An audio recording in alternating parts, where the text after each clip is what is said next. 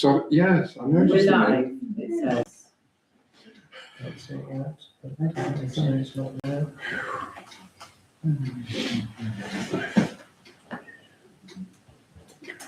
Oh, here we are, yes. It says what? Yeah, volume's on as well. Excellent. Okay. Good evening, councillors. Welcome to this evening's meeting of the Museum and Archives Committee. We are really in a holding pattern tonight in the sense that we haven't got a museum manager at the moment. So some of these are documents that have been presented by the previous museum manager, which we will be accepting, but obviously we won't be able to interrogate to any great extent. But just for information on the recruitment exercise, we do have a good number of applicants. The interviews are due to take place in 2 weeks' time. The closing date for any late applications is at the end of this week. But I suspect we've got probably all the applications in now, but we have got a good range of quality applicants for the role.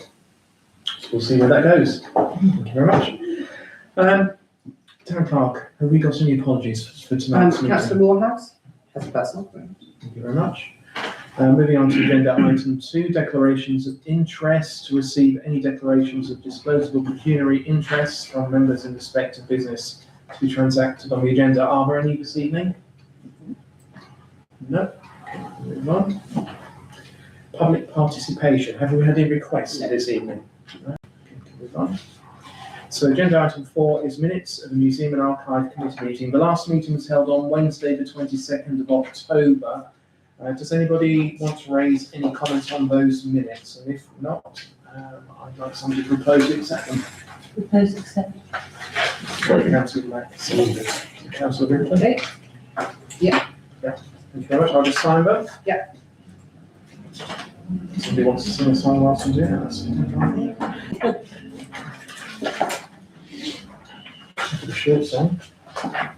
You want me to? And that'll play the room.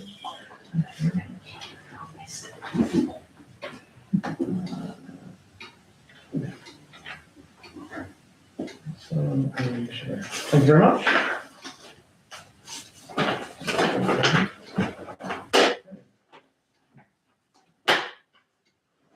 Moving on to the action log, that's agenda item 5.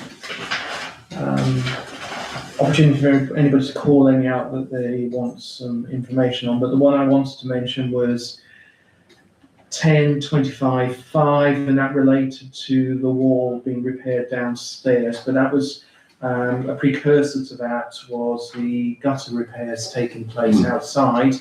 They have started today and being finished today, so that's brilliant. So that should then allow, probably when the museum manager comes in, to take ownership and progress that action itself, unless the property manager is keen to get his paint and brush set out. Yeah, I talked to him. Yeah. I think he wants it to dry out for a bit first. Yes, of course he would. And in fact, that's what he said to me in the message today. You're right, so any other actions? If not, I'd like somebody to say that we propose that we accept them. Both Councillor Carter and Councillor Ripley have seconded that. And that's unanimous as well, I assume. Yeah. Yes, that's right. Thank you very much. Okay, so we've received an operational update on the museum from the previous museum manager. I'm just going to try and find my notes on this.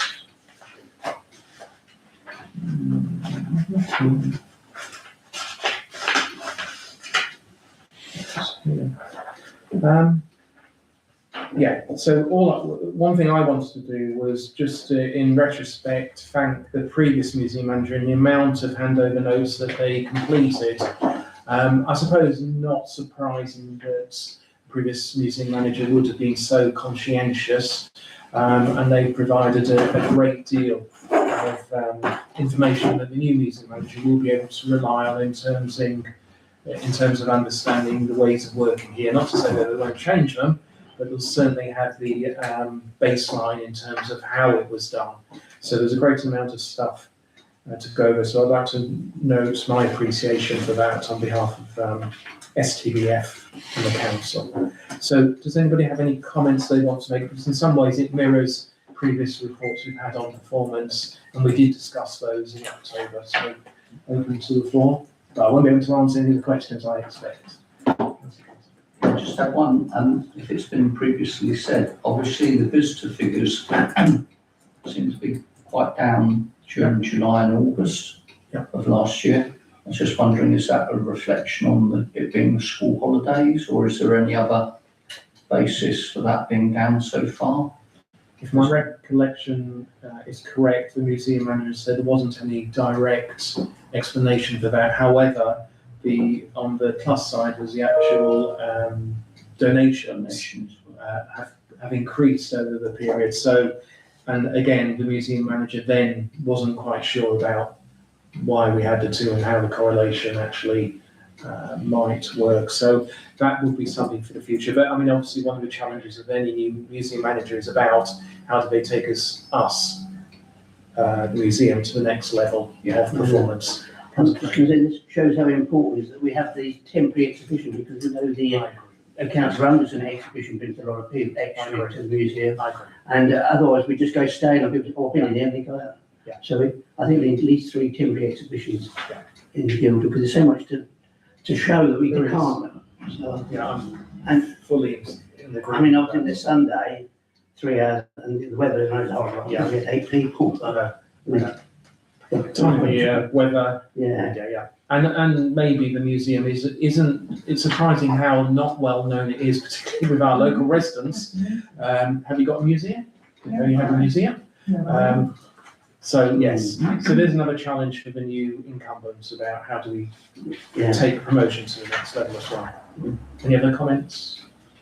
If not, I'm happy to propose that we receive the performance report. Councillor Black has seconded it. The vote on that. And that's unanimous as well. Thank you very much. Agenda item 7, treasure case. So we're to receive a report regarding the acquisition of treasure for the museum. And we're asked to recommend to the STBF the acquisition of this item.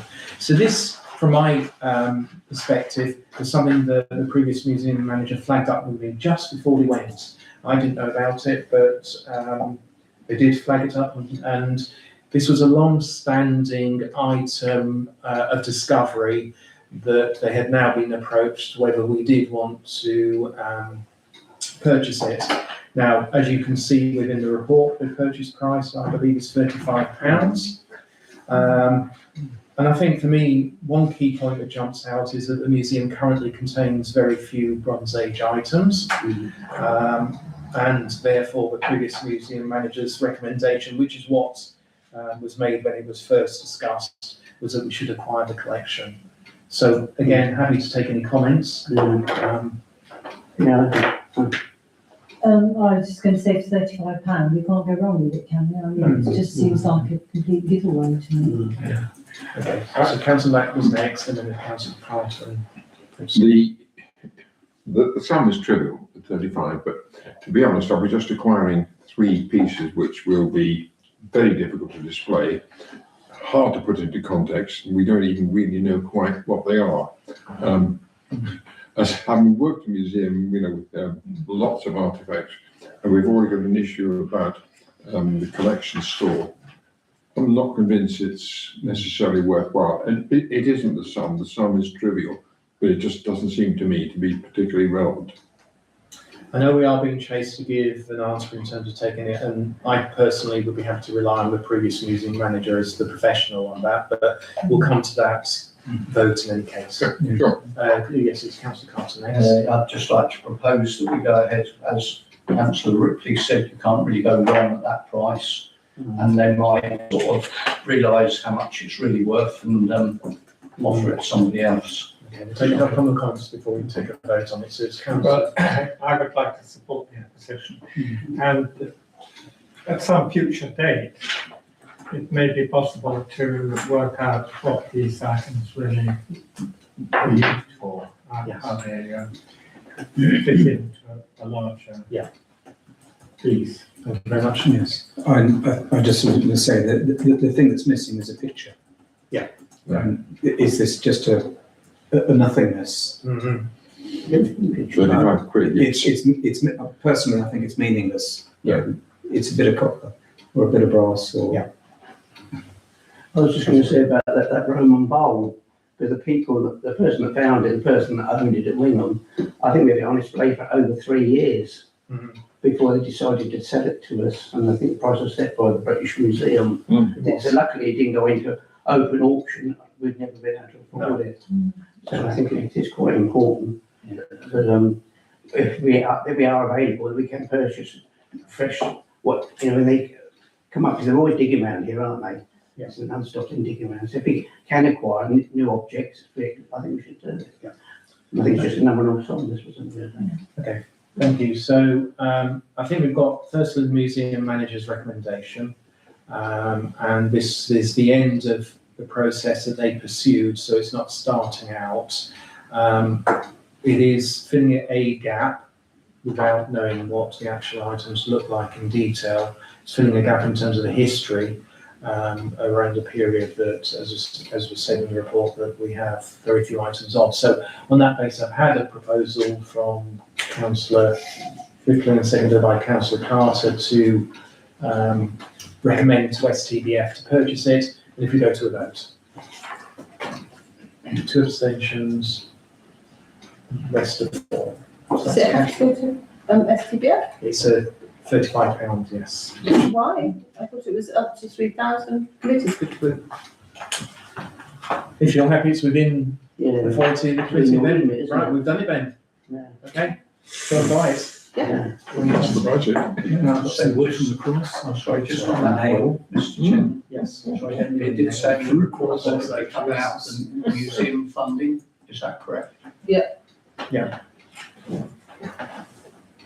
Is that the same for STBF? In Sorry, dedicated to the forest? That's STBF, so it's fine, yeah. Okay, that's fine. I'll take the advice of the intern part. Thank you very much. Right, so the next one, we're now moving into the interesting territory. That's probably right. You thought it was easy. So agenda item 8, the VIC sighting. So this is more about taking the town clerk's observations. We're not tonight going to make any cast iron decisions around it, but I think this is really helpful background and suggestions from your perspective. So do you want to talk us through what you've observed and what you're thinking? Yes, obviously I've started in this role Yep. 4 months ago, and this has obviously been a hot button topic. So I was asked to talk to as many people as possible. It was better to talk to them face to face and one to one rather than in a round table, because people are more honest about their feelings and pros and cons. I spoke to a variety of visitors, volunteers. I've had conversations with visitors to the town as they've come into the existing Visitors Information Centre. I've just been sort of talking to people generally. I've had sort of specific face-to-face conversations with the outgoing museum manager, with the and the information officer, who obviously this sort of topic affects more. So I've had a good half-hour chat with both of them about this, with them and their opinions on it. And I suppose this is really a summary of what I found and the pros and cons, and of all the various different options and locations. I think the sentence that is the most tangible is that it is clear that there is no perfect solution. No. So it's a question of finding the path through that the council feels offers the best offering for tourism and also value for money. So it's with you guys, really. Thank you very much. Yeah, I think I'm getting fed up with this. I think we can come to a resolution. This has been kicking around for 3 years now, isn't it? And It's all wrong that you keep passed on and passed on. I think we should retain the status quo, keep the museum, the volunteers, keep the tourism, the information where it is. I mean, when we had years ago, I mean, I've talked years ago because a lot of the new councillors don't understand, but when we had the tourist information downstairs in the front of the Guildhall, that was only open 6 months of the year. At the moment, we've got it open. I know it's not open at weekends, unfortunately, but it was initially open. Councillor Carter, it was open 7 days a week in the foyer. But the person was like a student was covering the week, he pulled away.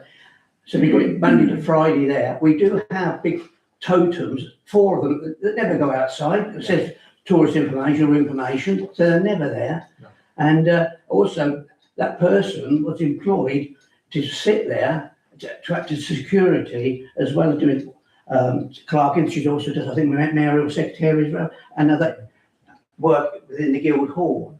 So I think it's so important to have that person there for security reasons only.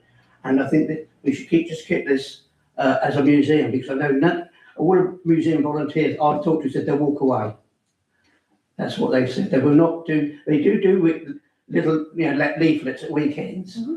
People come in, and a lot of people now have got it on their phones. You see them all walking around Google Earth or Google Maps, sandwich, and they're all it's all there. It's all out on the internet now.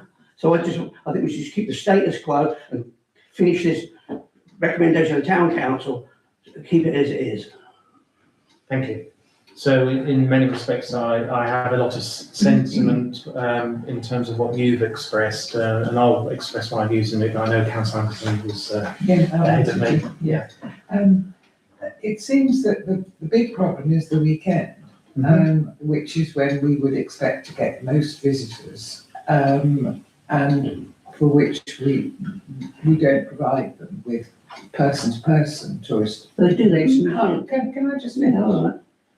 But what I understood last year, and maybe the year before as well, was that volunteers, including, for example, Councillor Ripley, were actually running a stall. Is that right? Yes, but only on a Saturday. Only on Saturdays, and in coincidence with the market, presumably. Yes. Yeah. Yeah, so it's limited So- times. Okay. So I don't know if you're going to run that again. Yeah.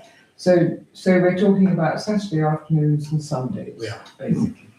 Okay, thank you.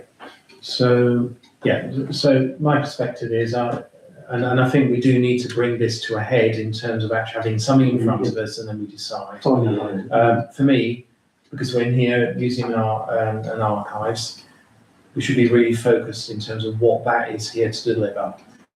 We need my personal view is we need a temporary exhibition centre that is available and is used. There's been suggestions that maybe that becomes visitor information. We need temporary exhibitions because that's how you stimulate interest in the museum. So that's number one. Secondly, we have a space, we have an officer during the week who gives advice, and actually, I think, and in some ways, I think the museum volunteers are slightly over-egging what it is that we provide. We give very little advice. I've worked there a number of times when I did the fill-in when we go back in time.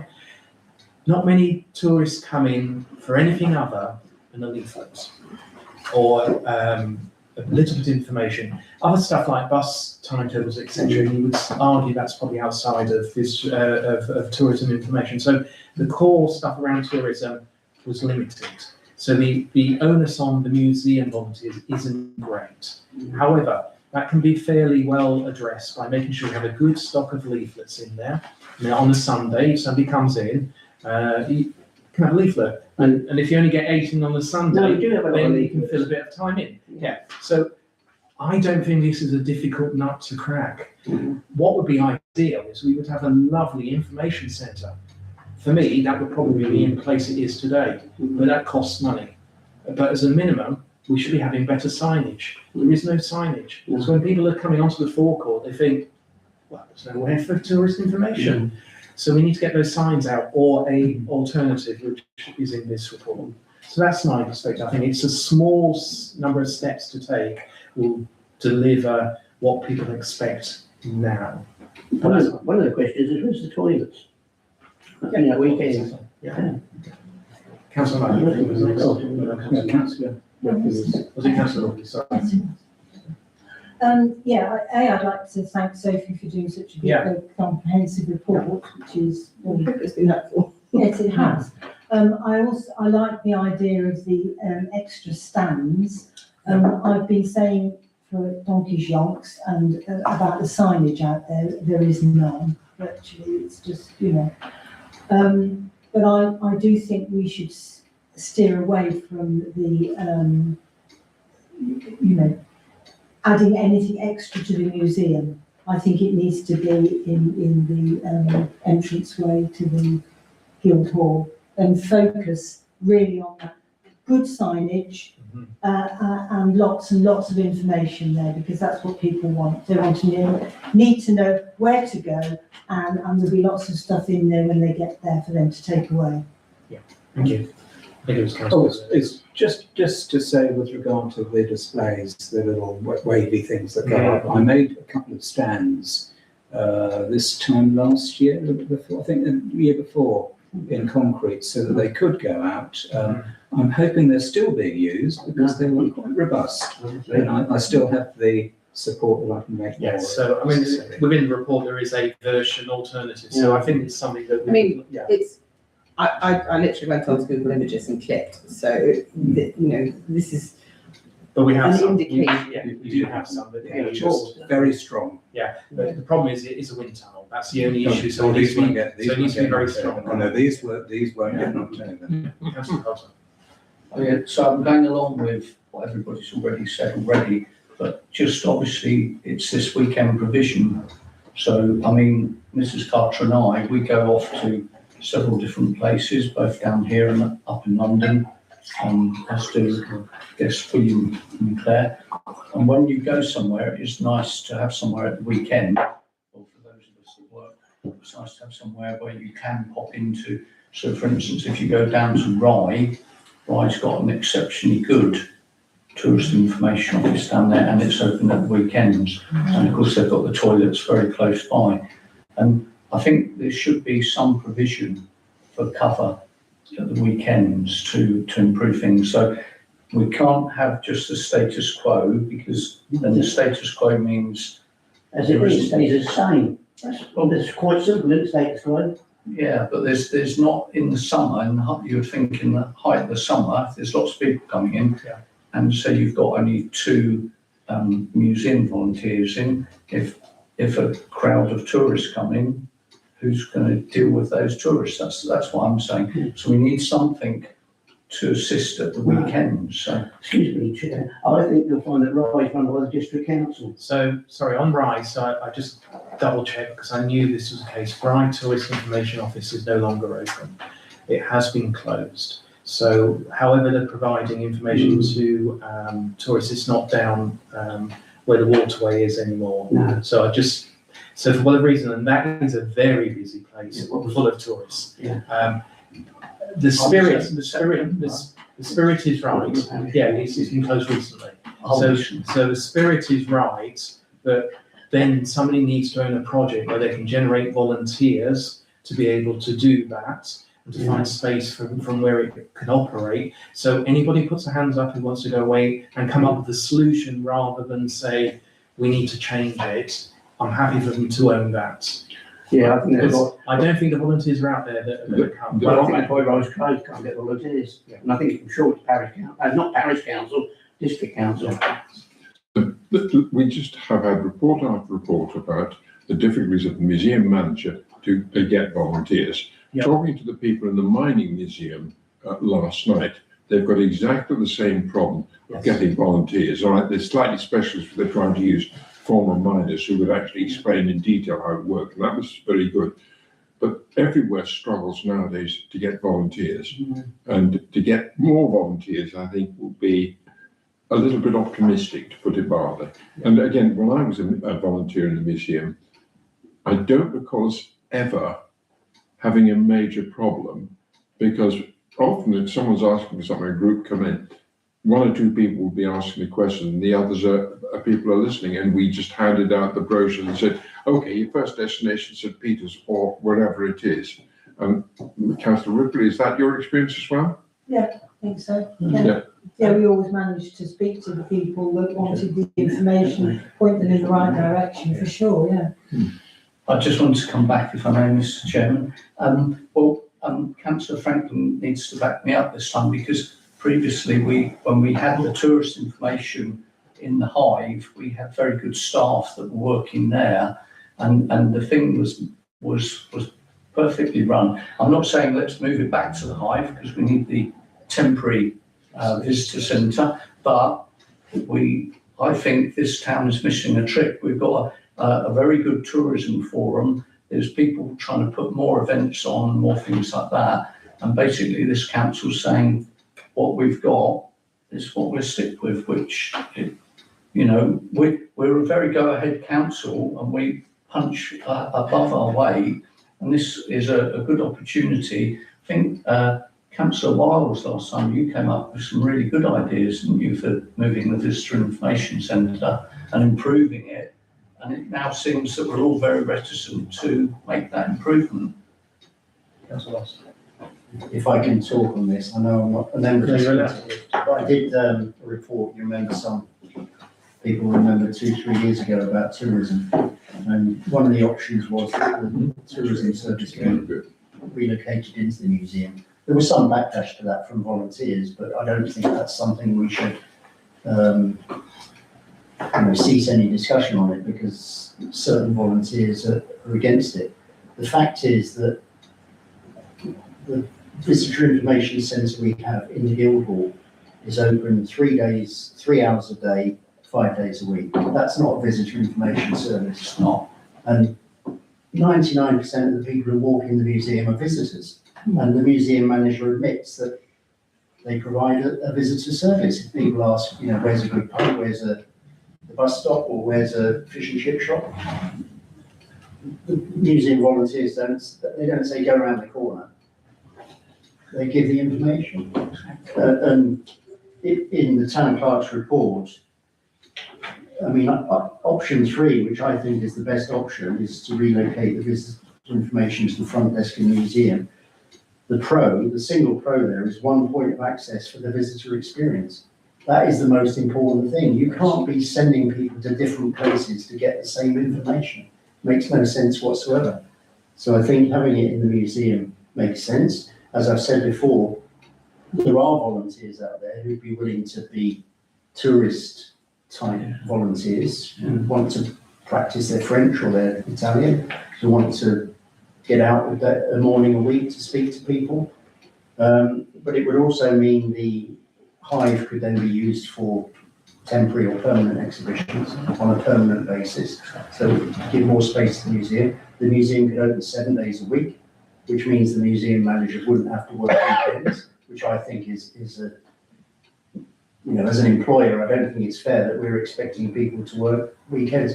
But times have changed. You can't start talking about the old Hive and that's where it always was, because the world has changed. People use their phones. Well, that's what I said. Most people have the thing on their phone. They have the information on their phone. So what's provided within on a physical basis is much, much less than it would have been 5, 10, 15 years ago.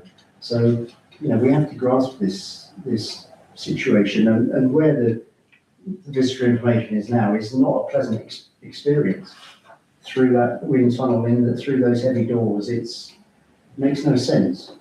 Visitors go there, so put the information centre there, put an old-fashioned sign above the door, which can go up every day saying tourist information, museum and tourist information, problem solved. My personal views, I don't think that's problem solved. The actual problem solving is making sure we have got sufficient resource to man a space 7 days a week. And the vision's great. The vision's great, but it's the practicalities of somebody or some people stepping up within the council to actually deliver that. So if people want to stand up and say, I will be the person who will go away and get the resource, because saying there are volunteers out there, we need to have them available, but then there is a cost of accommodating within the museum. There is a physical, a monetary cost. We've just signed off our budget for next year. There is not money in there for doing that. So it gives whoever wants to own this project, if we agree it collectively, 12 months to come up with a solution that will be resourced properly and doesn't impact the museum itself in terms of what it delivers. So, you know, the concept is fine, Councillor Wiles, but I think somebody needs to actually take it to the next degree if we endorse that's where we want to go. We need to speak to the volunteers, obviously, because I'm not sure if they've been We're sort of consulted. taking a step back again. I think is if we want to take the concept forward, then we sign that off as a group, and then somebody owns it as a project. But I'd just like to add that when the tourism information was down the front, which is now called the Hive, it wasn't open 12 months of the year. It was only open about 6 or 7 months of the year, and it was paid staff. That was the idea, that the staff was to move. Not that staff, because they left, didn't they? This is the summer season. They only did a summer season, so there's only on minimum hours really. And that's why the idea was that we moved to that office. That used to be that used to be Dover District Council offices. That's where we used to go and pay our rents and look at the planning, which is now where the assistant sits, you know, by the stairs. So suddenly that space come available. So that's when we decided to switch it round and put it there in the security. So really, there's no extra cost to keep it as that, and it's 12 months of the year. Could I ask, up until it's finally decided or whoever takes on the project or something, could I ask that the signs saying, you know, the, whatever you call them, Totems, yeah, whatever, are put out on a regular basis, because that would make a huge difference in itself, wouldn't it? So we already have tourist information. Yeah. So like the flaggy things that I. Yes, Yeah. flaggy But things. they are flaggy things, yes. I think they're the caretakers of us, isn't they? And when we run the stall in the summer, which Councillor Ripping, thanks to her being probably the constant in terms of its delivery, they go out with one of the gazebos. Just going to ask a question.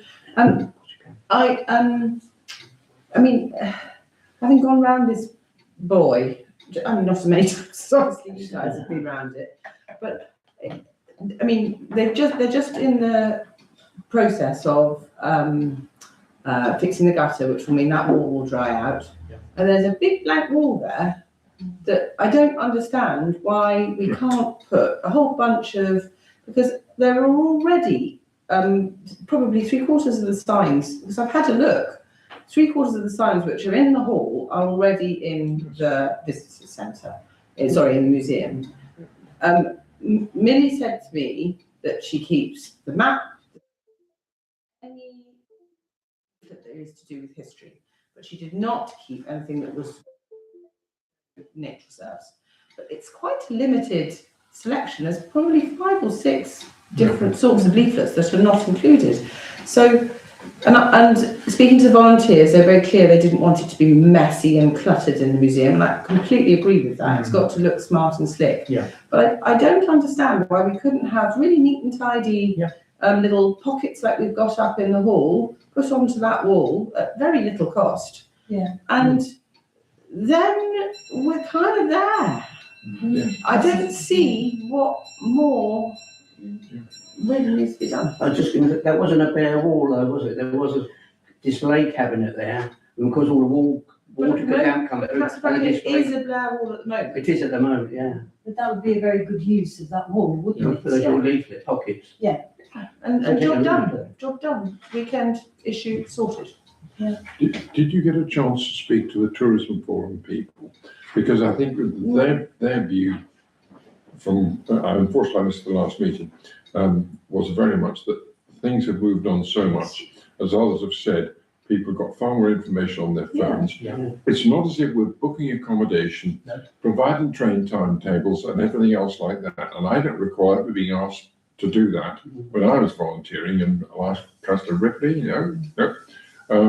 So it is very, very limited, and the software that's now available on people's phones, it's narrowing the amount of paper information. It's useful. A lot of people will come in, read something like a sandwich, but can I just get a map, please? It's a bit easier on my phone, or the sun's very bright and I really can't read my phone. it's very limited, and I think that the solution there that's proposed is probably good if you accept that it's a very limited range of things we're offering. If we're trying to offer more like accommodation, and it's a completely different ballgame. And we don't do that now. We don't. So, and what I would say is I've spoken to the chair of the Tourism Forum on exactly that subject, and it's very clear that people do their investigation beforehand. They know where they want to go. They may need to plug some gaps, and that's when they might pop in somewhere. The issue for me is, because again, it's a cheap option, is whether you are happy to propose that we move the signage that we've got, the outside signage, and on a Saturday and Sunday when the market stall isn't run, that it sits outside the museum. And that's the question, is whether the volunteers in the museum would be happy to have those there. So if somebody's walking around and they want tourist information, they'll see the sign and think, I can go in there and get the help I want. Well, I That's think if you had as Sophie suggested, something on that wall as Yeah. well, Yes. with as many leaflets as you possibly have, I think that would Yeah, be. and that becomes the default when someone Yeah. walks in the door, saying, well, Yeah. actually, we've got all the leaflets over Yeah. there. That's all people want, yeah. mainly. Occasionally somebody wants extra information, but that's not an issue. Okay, So, Good idea. the only request we were asked to do Was just today was proceed. to receive note report. and consider recommending a further investigation, more complete reports along with agreements from affected parties to be carried out, potentially leading to a working group. I'm very much against creating a working group on this, because I think we've got enough expression of the ideas. I would hope. I think that's the wrong thought. Is it? No, Yeah. it's not. Yes, it's Yeah. specifically just to receive the report. Yeah. Okay. Quite So you polish the report you've done. I don't, just tell me what you want to do and I'll do it. We'll do it. We'll Do we feel definitely we've got the authority just in this committee? to move the Councillor Wells, sign you or to can't put us, put us I agree. on I just, well, you can receive a report. I think Yeah. to some extent, this will all depend on the new museum manager Yes. and what they're, and how they work with the town clerk and volunteers. So and- let's not just Councillor park Wells. it. May I just say, we can tell the museum manager Yeah, what we this is want how in we're it. gonna do it. Yeah, but they all have to be on board, don't they? He's coming, or he or she is coming in and we can tell them what we want. The council decides, not volunteers. I think it would be a very good idea just to, as soon as the wall is able to take that, Yeah. whatever it is, Yeah. to go ahead with that and, You know, it can be yeah, an office citizen, you know, it's really, we're talking about putting a few leaflets up on the wall. It's not a big. Yeah, I like that idea. But also, are we saying that the outside signage that we have available on a weekend can go outside the museum? Because that's the gap you're plugging. That I think is absolutely essential. So there does need to be a fairly brief dialogue with many of the volunteers at the weekend are the same people, not the councillor. Yeah, they speak to them and say, does this present any problem to you? Bearing in mind, it's a very limited offer that we're making, and it's no different from what we're doing now, but we're just saying come here to get permission. Because people do wander in the door and say, oh, can you give me? So I would suggest a brief consultation with them, and then do it. Is that okay?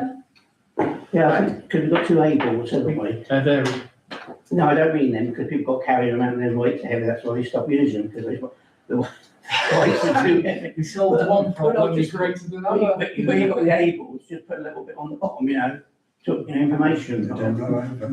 Just a thought. Okay, we don't need to solutionise here, we can leave that with the town clerk. Yeah. I think you've got support in terms of what you provided to us, and you take that away now and come up with a simple solution that's based on leaflet displays and some appropriate signage during the week outside the main entrance, but then at the weekends outside the museum. Cool. And on that basis, I'm happy to propose we accept the And report.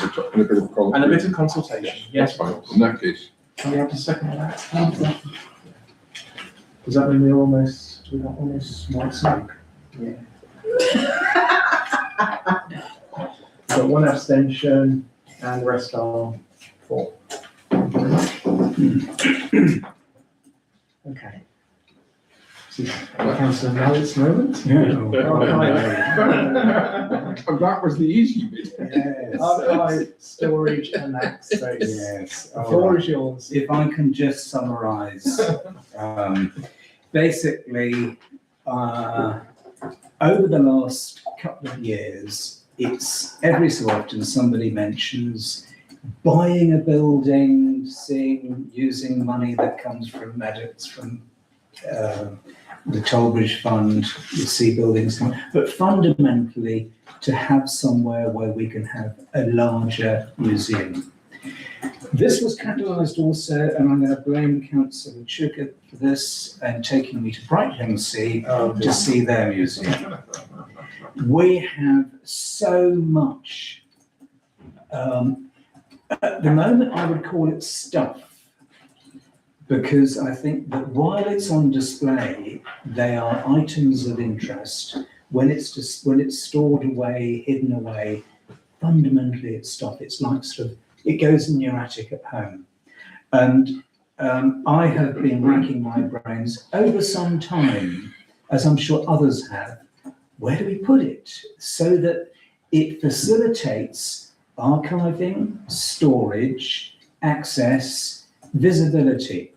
And we've had visits to the secret room at the Empire, and it has struck me. We own, I know it's the Tollbridge Fund owns it. The Tollbridge Fund owns the museum. Well, the stuff. Can the two go together? Now, I appreciate that there are many, many hurdles to cross. If this is something that can work, we have to start looking at it sometime. We can't suddenly say, oh, we've got a room there, let's move everything over. That would be naive, and I'm not naive. Well, sometimes I can be. But this is the point where I would say, can we actually start considering this? And now, as this, the moment it went public in this idea, I've been trying to keep it to myself with a limited number of people because people get carried away. And I have actually had people say, you can't just move it all just willy-nilly. Yeah, I know. And I've had an outpouring of, I won't say grief, but what about this? What about that? What about the other? Physically getting it there. And I would use the term, as I've used in the report here, gold plating. We have to do certain things. We have to make sure that the items are secure, they're looked after. That doesn't fit with anything that we have up there at the moment, because we have had pigeons in there. And if you go up, then I would recommend going up there and having a look, because it's a bit of a state. And I think it could be tidied up at least and organised prior to it being moved and archived. But also there is this issue, and I don't want to sort of repeat what I've said in my report, of what's up there and what's in Maidstone and what's around everywhere else won't fit in the archive. So we have to think about something more than the archive area. And also, as we've just discussed just recently, the temporary displays, to be able to physically display things and things. I mean, I don't like to sort of go on about my dreams, but clearly it's gone in here. I had a dream on Sunday that the torpedo blew up. Oh, God. Now, where that came from, I don't know, but clearly I'm worried about this sort of thing. Who's ticking? Who knows if the gunpowder's still in it? I don't know. But nobody knows it's up there. Nobody knows what it looks like, let alone anything else. There's a samurai armour up there from the apparently 15th century. So if that's up there, there is even more to discover. But fundamentally, to be able to make it so that the archivists initially, but so it's accessible, so there's more ability to get at this huge, it's a wonderful selection.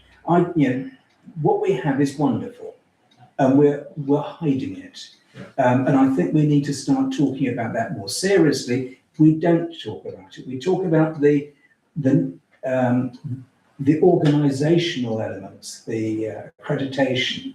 Yes, accreditation is vital, but we might be accredited fundamentally so we can display the Magna Carta, and really, realistically, there's not much. There's a Roman bowl there. There's the Kitchener Camp display. There's the bronze. The maces. Oh, yeah, Yes. yeah. There's not much more.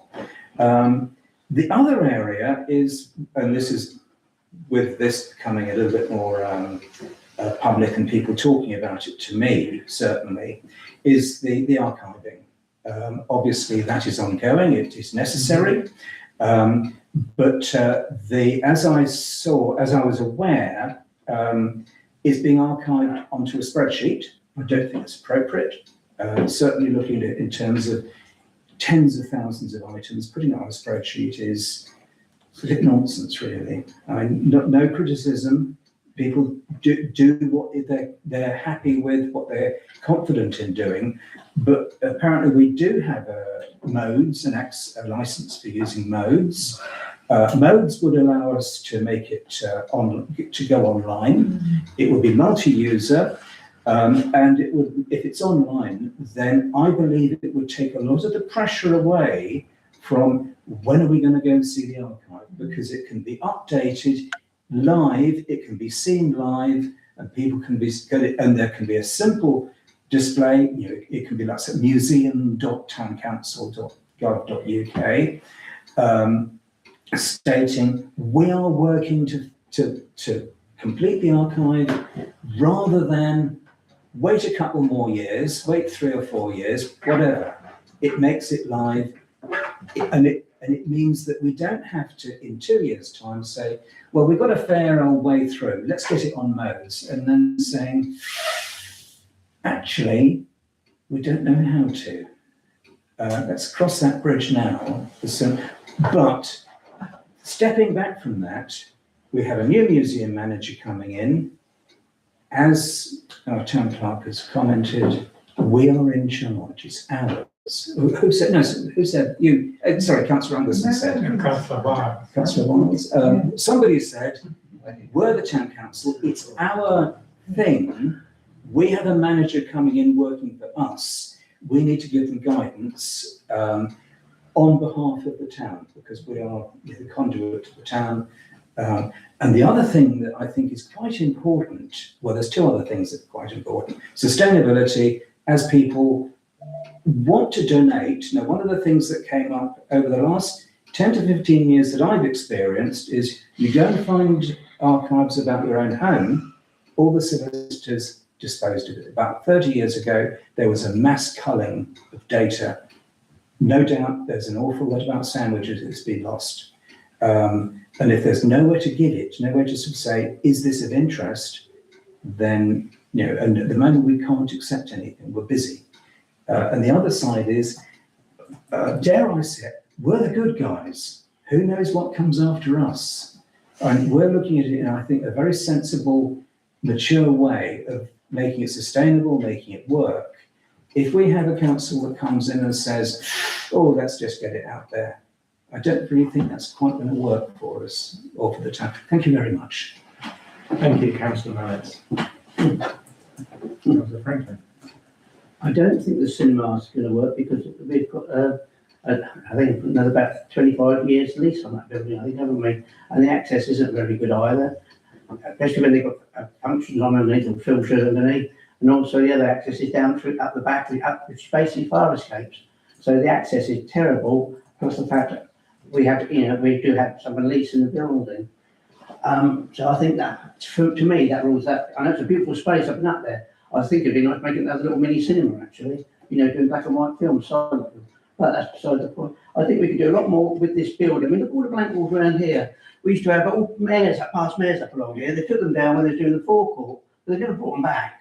So we used to have about, I don't know, there must have been 8 mayors around it. Look at all the blank walls. And if you go in the museum, look at all the blank spaces in the museum. I mean, we've got the hot mace, we've got the beadle stuff stuck in the cupboard. times I've said, why can't we bring them out? Because I mean, they're probably 500 years old, aren't they? Because Beadle is called the town police.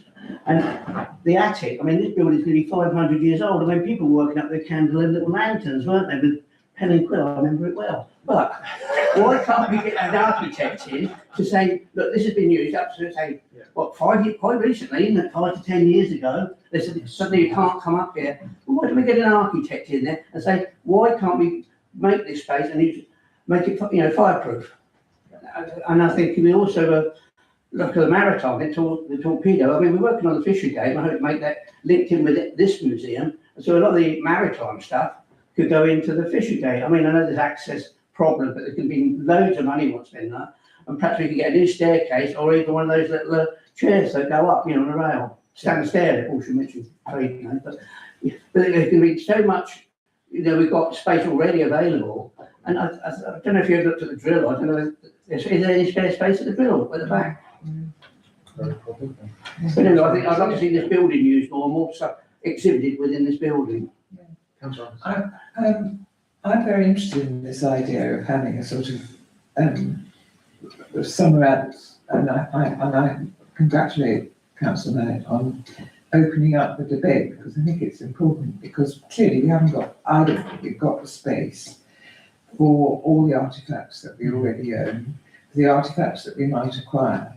But the big issue for me is where, and it always has been, where do researchers sit and do their research? Because the purpose of archives really is to provide documentation for users who are researchers, and they need to sit at a desk, they need to have space for a computer to be able to plug it in and so on. And that's not clear in your report. You sort of fudge it. You say we could, people could work up there. And I would really hesitate about having sort of off-site research facilities, because you always have to look after your documents.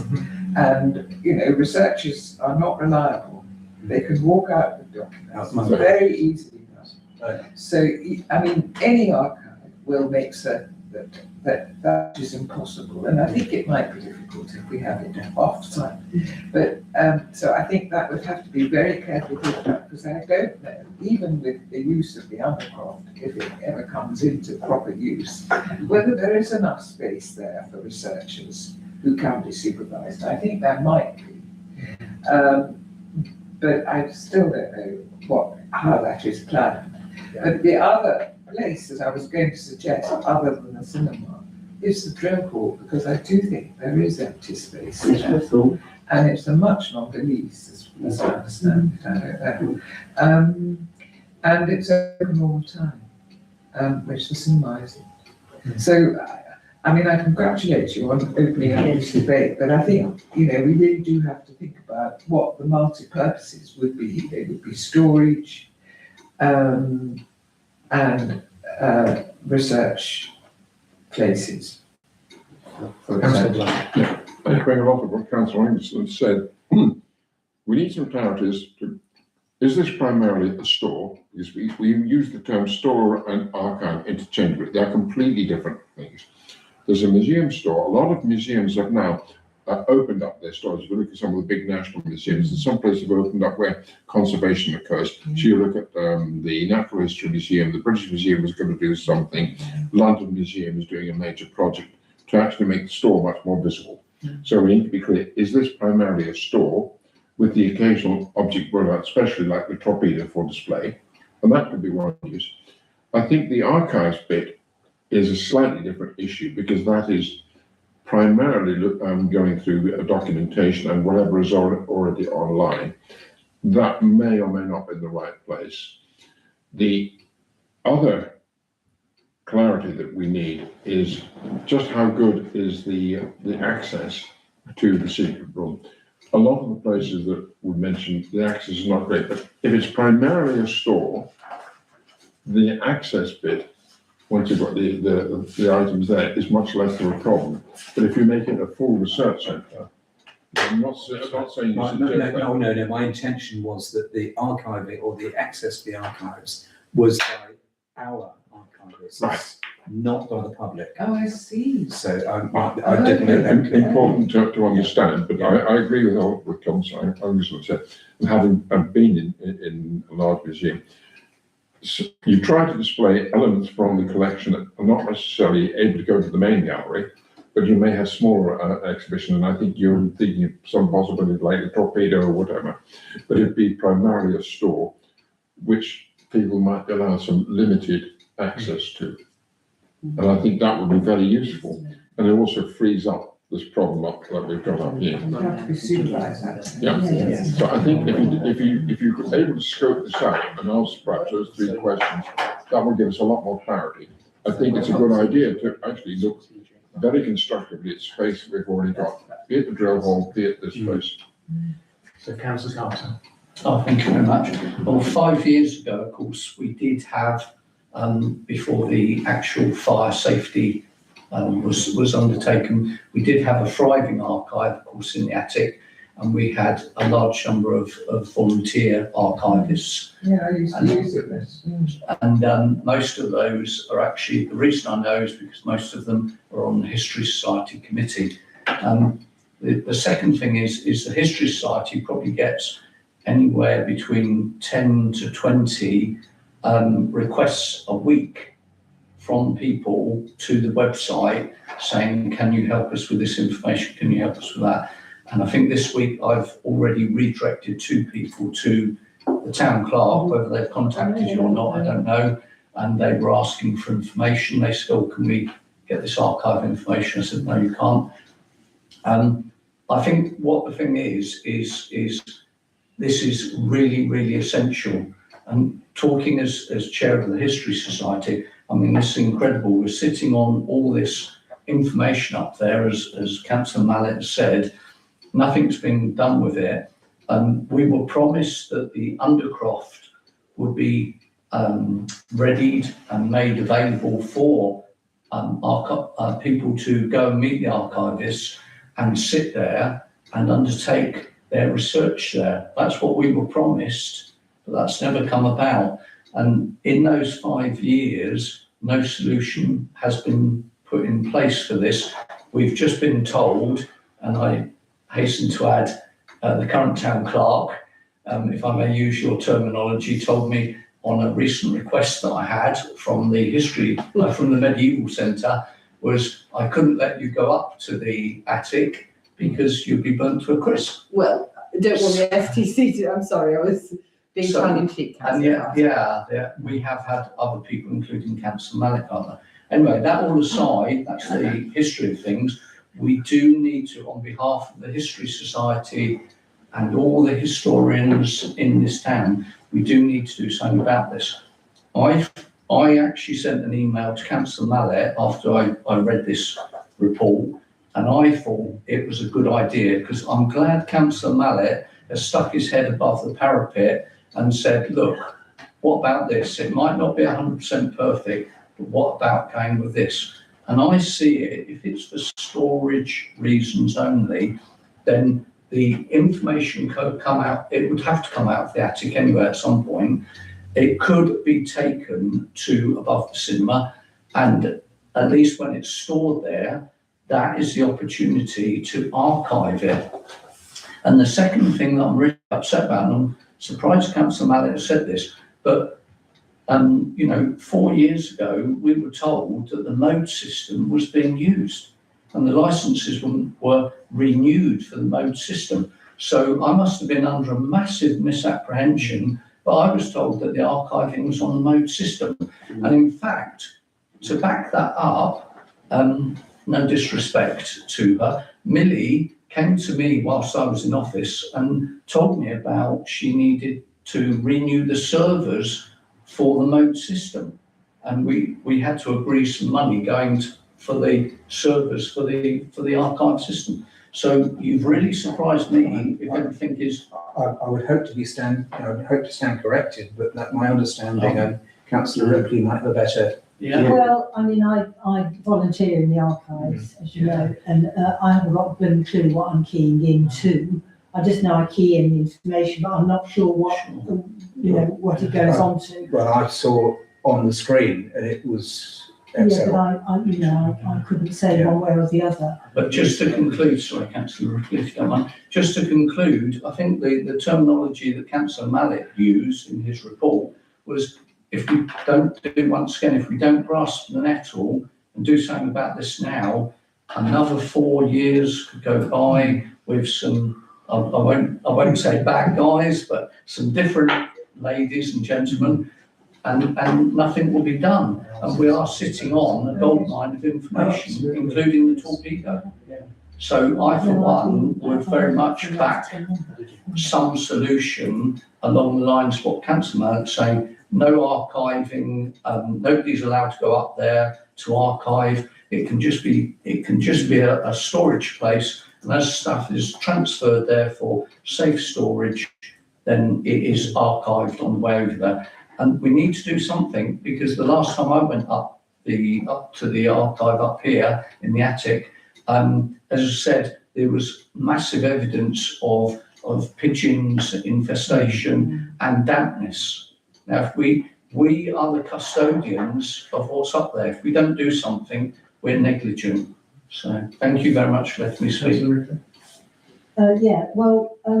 About 6 years ago, I went up to the attic to do some research, and we were allowed to go up there, just me and Rob, my husband, were allowed to go up there. And although obviously we didn't, we could have run riot. Yeah. We could have put stuff in our back pockets or whatever. We didn't. So I think what that really says to me is that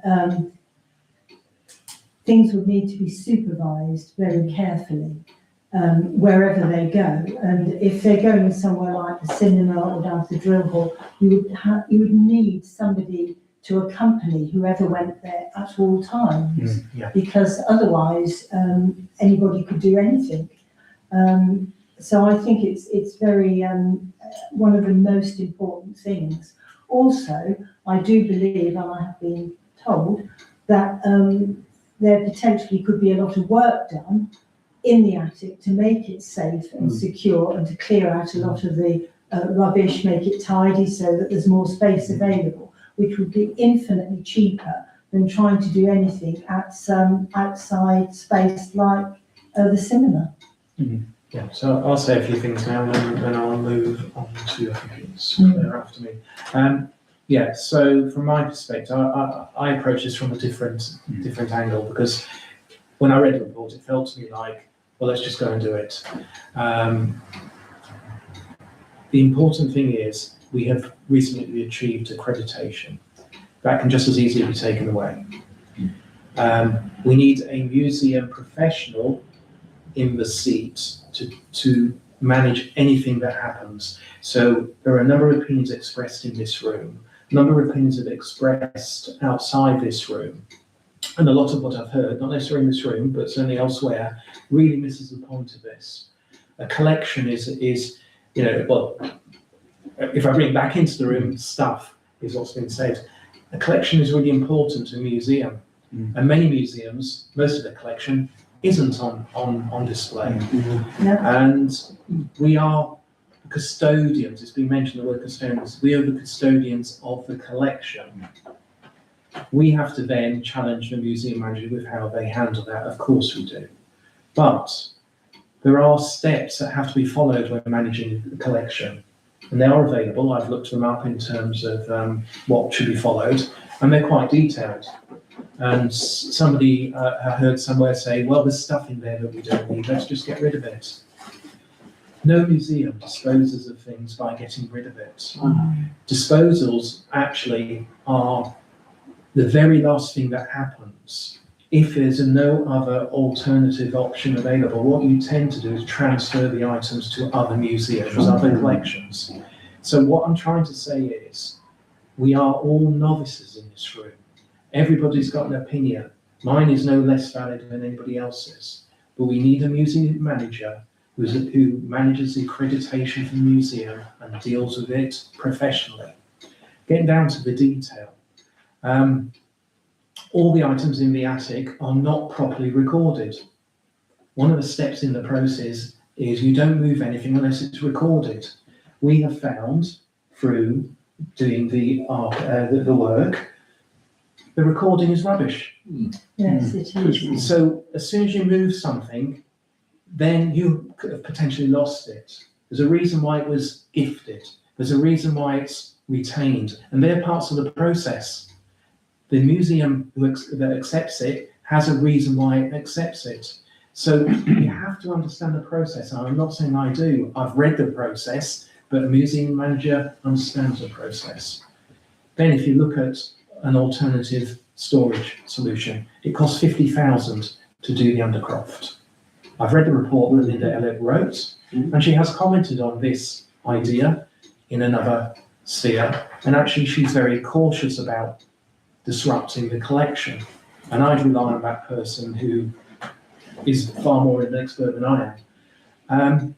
But if we were to look for an alternative storage solution, wherever it might be, and I'm not commenting on the cinema itself, but you need to look at the physical and environmental factors.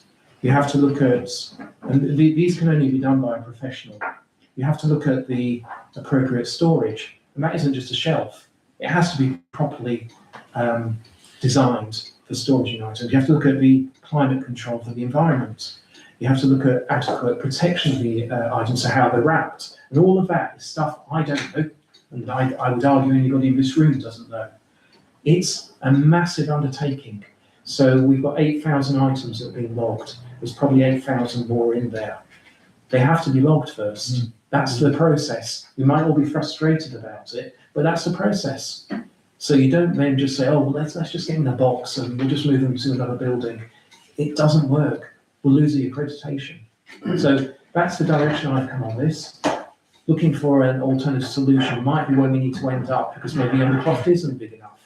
But actually, there's a lot of steps to go through before then. Councillor Anderson, Yeah. Councillor Watts. Okay, well, I'm going to change tack a tiny bit. I would like us to stop using the word archive Yes. in relation to the word catalogue. What I heard is that the cataloguing has proceeded, but it's not actually emerged as a catalogue in an accessible form. It's a spreadsheet. And one of the things that I have found disappointing over the last 2 or 3 years is that there appears to be no digital catalogue, which is what one would expect. Even if the stuff is, or the items are not available, at least with a digital catalogue, you would know to some extent what is held here. And at the moment, nobody has the faintest idea. No. So let's start talking about a catalogue of the archives. So those are the two words, and the catalogue should be digital. It doesn't mean that the archives are themselves digitised. That is another step that could be taken, which would mean that people will be able to actually look at the items on their screen, and some archives are of that nature, which of course resolves part of the problem about security, because if you can look at it on your screen, you don't have to go to the place, and you can't pinch the stuff. I just wanted to make a point about the language of the catalogue. I did say something else, Councillor Watts. Yeah, so just going back to Linda Elliott's report, this was from March 22. That was a month after Councillor Anderson and I became councillors. Councillor Carter was here. Councillor Franklin was here for some time before that. But what the tenor of that report was that the Sandwich Town Council and the Tollbridge Fund has a history of neglecting the archival treasures placed in its care. And she says in that report, most of our archive is in Maidstone. So we're not looking after it. The attic is unsuitable because of humidity and temperature, and the Undercroft should be considered as an alternative. I mean, the report is fine, but it's remarkably lacking in any analysis of what's in in the attic, and how much space there is there and how much space there is there. There isn't space down there for everything that's in that attic. So Councillor Mallett's raised a really important issue here about the storage of these treasures which we have and which we have neglected over many, many years. I've been in the attic a couple of times recently. I've been in the collection and seen everything there. What's happening there is great, but I have to say, it looks a bit haphazard to me. There's boxes of all different sizes. Paintings are stacked leaning against each other without protection, which you shouldn't do. So what's been managed has not been managed well, in my view. And just going back to the attic, I've read the SAMS report. It was a fire consultant, not the fire service. Nowhere in that report does it say you must stop using the attic. All it says is that the means of escape is not suitable for elderly people working in the attic. Right. Well, that's all of us. Yes. So a decision was taken back then that no one was going in the attic, but that's not what the report said. And, you know, are we really going to leave an attic for years to come? Could be used. Councillor Franklin said with adaptations, means of escape, the insulation, etc. You know, it's perfectly usable space. If this building ever went to a hotel or anyone else, they would make that into livable space. So the physical solution is there to use that if necessary for items that are not so fragile or, you know, more robust items perhaps. But yeah, longer term, perhaps we need a purpose-built store of some kind to contain the whole of the collection. Thank you. So I mean, a lot of. I think the new museum manager has to take this on. And that's where I was going to go. We're hearing a lot of interesting perspectives, and there are a lot of perspectives, and all of it is complicated. None of it is simple. There isn't a simple solution. However, I'd like Town Clerk to talk about, is it the Well, there's a couple of things. Firstly, after Councillor Carter wanted to go up to the attic and was thinking about the logistics of that, and I didn't want him to get fried to a crisp and all those things. So I had a talk to the property manager, and we talked through logistics, and we've been reviewing the fire risk assessment. I think there is a certain amount of leeway about what we can and can't do. I think he's in the process of sort of looking at that, and maybe with the use of walkie-talkies and sort of a bit of like, this is the routes, and showing that it could be accessible, but it has to be quite tightly controlled, and the property manager hasn't finalised or got to the bottom of that, but it's certainly something that he's thinking about and trying to establish what we can and can't do, because he is of your similar mind to you, Councillor Wiles, that it's a lot of lovely space up there. It's a beautiful room, and it should be, you know, being put to use. So that's what that's sort of the attic scenario. The second, I asked him about the cinema, and obviously he's been engaging with the tenant of the cinema and get the compliance and all those issues. So he's very aware of what's going on at the cinema, and I'm afraid I've got a few notes from him that are not favourable to the cinema upstairs room. Basically, in terms of using it as an archive, there's no heating up there. It's damp. There's no dehumidifier up there. In order to even begin to use it, a damper would have to be installed on the roof. They're having 2 or 3 installed elsewhere, and at the moment that's not a location, and that would cost £4,000 to £5,000. 4 to 5 or 45? 4 or 5 to install. Disability access for that room would be another £7,000 to £10,000. I think the electrical certificate would need to be looked at, because that room is, if you're putting more things, so then you've got to look at the electrics in that room, so that's another cost and consideration. And I think this is really the most problematic. We've been talking about the fire risk assessment for the attic, but if you were to put a flammable bunch of records in that room, you're creating basically a tinder in that space. And on top of that, it is actually the fire exit for the cinema. So if there is a fire in the cinema and the alarm goes off, coming through that room would be the fire. That is the current fire exit for the cinema, fire escape for the cinema.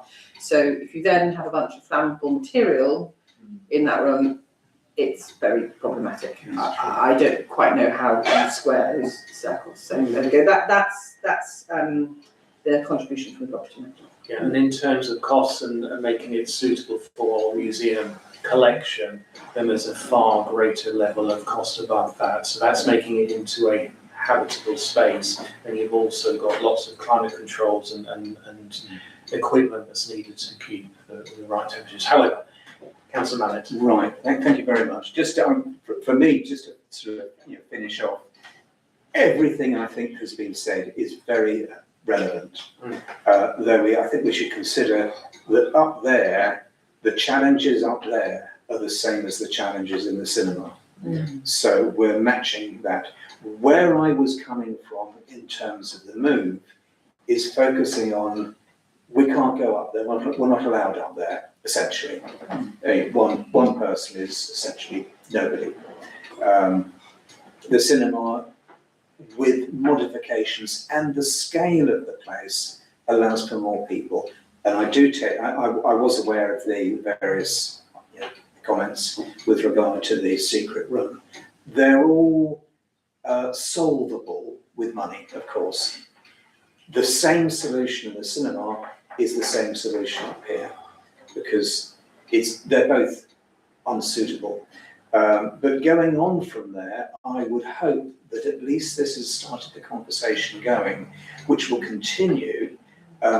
Where I was, from my point of view, I'm looking at it in the getting our collection, and I would avoid calling it stuff, really. I'm calling it stuff in a derogatory way, because if you go to a hoarder, for them, it's all precious.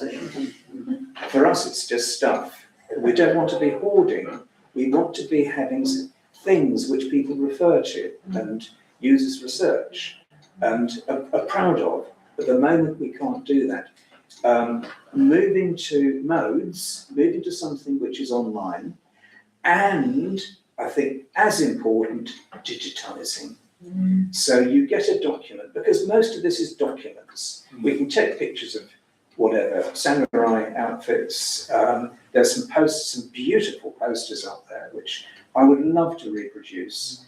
But fundamentally, it's documents, you scan them, you put them alongside the detail. With AI coming along, it will read it for us. But that means that I've not really focused on people coming in and using computers in an organised way, unless they are our archivists that we have management of, that we can control.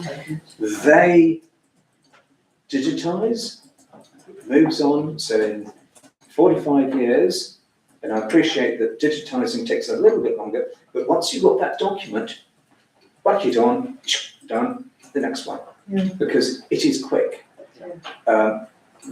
What I see taking the time is, what kind of document is this? That's what takes the time, not digitising.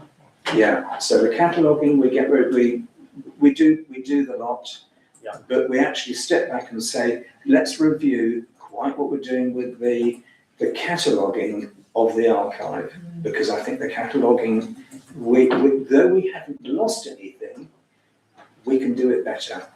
So I'd like to take that as an action that we log here in terms of the museum manager appointment. And it might be something we want to be having interviewing it as well in terms of experience, etc. So that's important. So I'll just take one more comment, because we have all had an opportunity, except for Councillor Worsky. Well, two things. Firstly, an annotated catalogue of, ideally the whole archive, but to begin with, parts of the archive might be made as part of a student project. I don't know if there are students There are currently doing various different projects. Because we have a problem with labour. We don't have the money to employ somebody. But if you could get a student to produce an annotated catalogue and then put that on the web. That would be a great thing. The other thing about collections, that museums notoriously have about 90% of their stuff in storage. And we are constrained because the museum has very little space in which to display objects.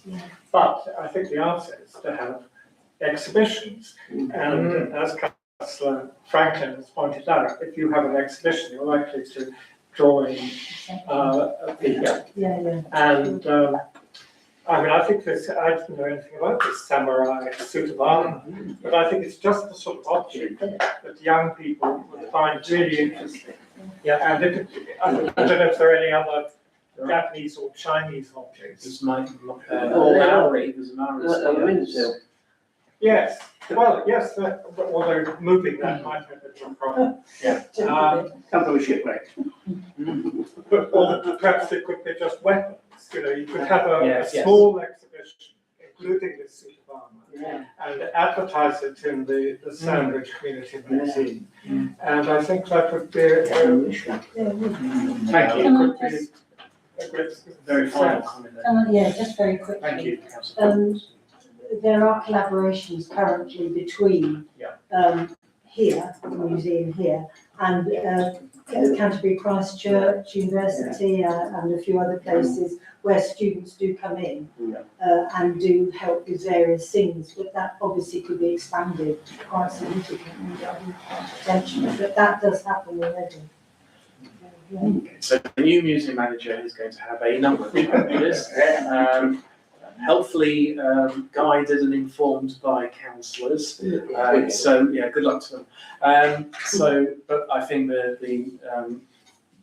the modes, etc., we should bring that out in the questioning. But thank you very much. I think we'll leave that there, but I'm happy to propose that we accept the report, at least as a piece of history in terms of the conversation, because it's starting the conversation. But an archive, You have to second it. some archive. I've got down digitisation and catalogue will agree to be a focus, and it was moved to consider experience in cataloguing as a criteria in the appointment of the new museum manager. As a criteria, yes, not as a critical criteria, but yes, one element. Yeah. So good vote on that, please, with the report. That's unanimous. Thank you very much. Okay, very final item, date and time of next meeting, Wednesday, 22nd of April 2026, when I'm sure we'll be welcoming the new museum manager. And